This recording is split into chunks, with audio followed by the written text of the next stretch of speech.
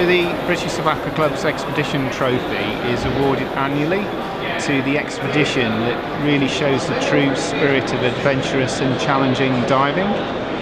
It's been around for a while, it's a lovely barograph, and what was special about this year's winners was that the expedition has taken many years to come to fruition. So it's been on the go, on the burner for about 23 years, and Kevin Heath, the leader behind it, has been plugging away until it all came together this year. And it was the discovery of HMS Jason, which has been on the discovery it's been on the to discover list for a long time. And I think today, although Kevin can't be here to be awarded in person, what's really good is to have a serving naval officer who was part of the expedition team to accept the award on his behalf.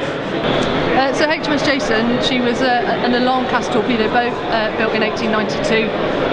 She's relatively small for what you would consider to be a warship. She's about 74 metres, 810 tonnes, which is one of the reasons it actually took quite a while to locate her. She was converted to minesweeping duties at the beginning of World War I, and sadly that's where she met her fate on the 3rd of April 1917 when she struck a mine just off Cole whilst in company with HMS Cirque. What was really interesting is she was in company with another vessel who did record her sinking position relatively accurately, and there is a photo of Jason's stern disappearing underneath the waves. So in a way it is quite remarkable. It took over a century to find her, but the depth she's in and the seabed height made the surveying very difficult. Sadly, there were lives lost, 25 in total, only one body recovered, so it does remain the resting place of 24 sailors. So it's even more important now that we've found her and managed to put to rest their memory and remember them forever. As I say, Kevin's a very humble guy, and I'd just like to take a moment actually just to utterly thank him really. His passion for wrecks and research is phenomenal. Without Kevin and the work that he does, a lot of the historic wrecks, particularly naval wrecks, would be lost forever. I always find it really sad with naval war graves, because unlike land battles and graves where you can go and visit, such as Normandy and the Somme, you can't really with a naval grave, so somebody has to go out there and somebody has to find it, and that's where Kevin is absolute key. His research, he spends hours going through the archives, plotting out things on charts. It really is amazing work. And as I say, when I spoke to him about this for him is an incredibly proud award for him to receive. He sees this as the one that is the epitome of sort of expedition diving, and he's extremely grateful to receive it.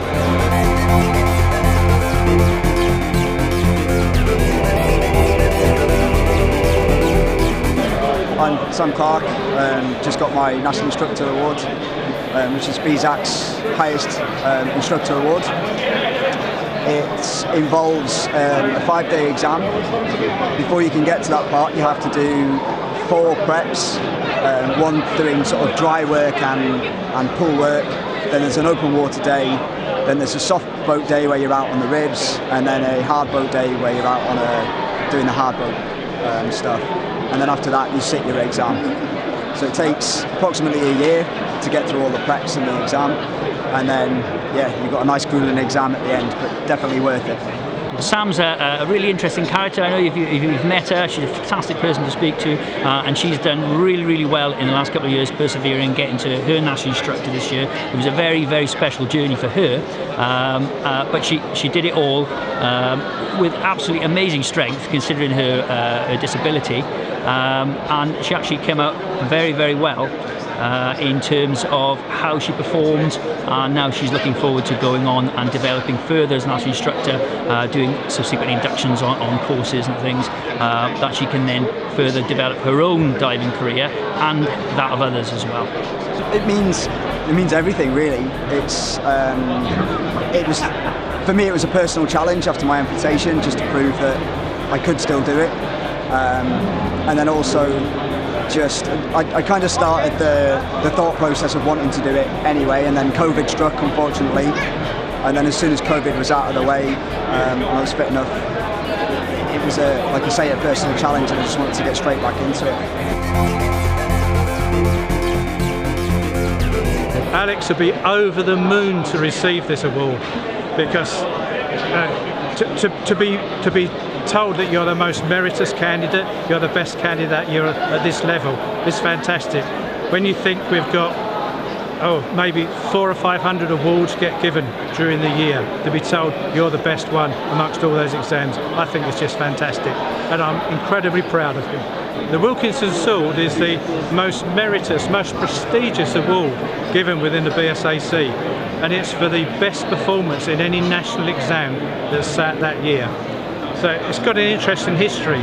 I believe it was in 1972 they first got hold of the Wilkinson Sword, and it was one of 6 produced that year by Wilkinson Sword. The razor blade manufacturers, which were of course originally a sword manufacturers, established in 1772. So it was their 200th anniversary. So we managed to get hold of one of the swords to give us this award, and it's been given every year, virtually every year since, to the best performance, for the best performance in the nationally qualified exam. And it's become in its own myth that it's got tucked behind it. We've found out, I've heard that it can go rusty if you're not careful with it, if you take it in the sea. Salt water does seem to affect it a little. It's been cleaned a few times, I think, by 1 or 2 people have had it. And it's also, for quite a few years, whoever won it ended up getting married that year, and when they got married, they'd use the sword to cut the cake. So 2022 has been a fantastic year for British-Sub-Aqua Club. We seem to be back on full strength. We've had some wonderful awards this year. We've had people going through national instructor, first class, various levels of instructing, lots more members join us, lots more people achieve their goals of sports diver, dive leader, first class diver, and the organisation is clearly back on track. But it's all down to you, our members and volunteers, yeah? So you need to put more input as well in order for us to keep going forward and succeeding with you. Well done.